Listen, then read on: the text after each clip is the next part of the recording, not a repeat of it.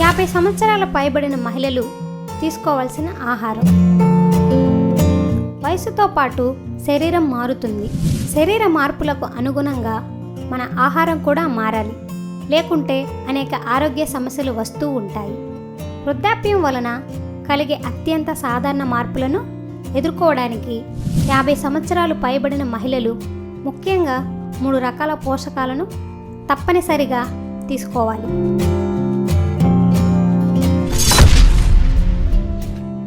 యాభై సంవత్సరాల వయసు పైబడిన మహిళల్లో ఆస్టియోపోరోసిస్ అనే ఎముకల వ్యాధి వచ్చే ప్రమాదం ఎక్కువ. ఈ వయసు వారిలో ప్రతి 3 ఒకరికి ఈ ఎముకల వ్యాధి వలన ఎముకలు విరిగిపోయే ప్రమాదం ఉంది. పురుషులలో కూడా ఆస్టియోపోరోసిస్ వచ్చే అవకాశం ఉంది, కానీ మహిళలతో పోల్చుకుంటే కొంచెం తక్కువగా ఉంటుంది. మహిళలలో వయసు పెరిగే కొద్దీ పాల ఉత్పత్తుల నుండి కాల్షియంను గ్రహించే సామర్థ్యం తగ్గుతుంది. కాబట్టి కాల్షియం అధికంగా ఉండే ముదురు, ఆకుపచ్చని కూరగాయలు, నారింజ పండ్లతో పాటు మరికొన్ని కాల్షియం అధికంగా ఉండే ఆహార పదార్థాలు తీసుకోవాలి. 59 సంవత్సరాలు పైబడిన మహిళలకు రోజుకు 1200 మిల్లీగ్రాముల కాల్షియం అవసరమవుతుంది.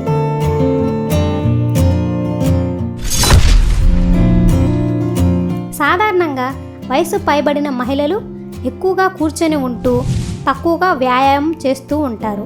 దీని వలన వారి కండరాల బలహీనపడి బరువు క్షీణించిపోతాయి.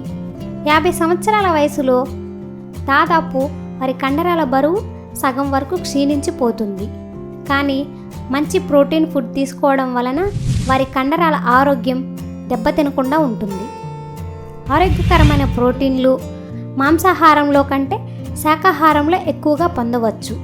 సోయా, క్వినోవా, గుడ్లు, పాలు, కాయలు, విత్తనాలు మరియు బీన్స్ వంటి ఆహార పదార్థాలను ఎక్కువగా తీసుకోవాలి. Vitamin B12. విటమిన్ B12 ఆరోగ్యకరమైన ఎర్ర రక్త కణాలు మరియు మెదడు పనితీరును మెరుగుపరచడంలో బాగా సహాయపడుతుంది. వయసు పెరిగే కొద్దీ ఆహారంలో పోషకాలను గ్రహించే సామర్థ్యం తగ్గిపోతుంది. కాబట్టి వారిలో విటమిన్ B12 తక్కువగా ఉంటుంది. విటమిన్ B12 గుడ్లు, పాలు, మాంసాహారం, చేపలు, తృణధాన్యాలు మరియు పప్పు ధాన్యాలలో ఎక్కువగా ఉంటుంది.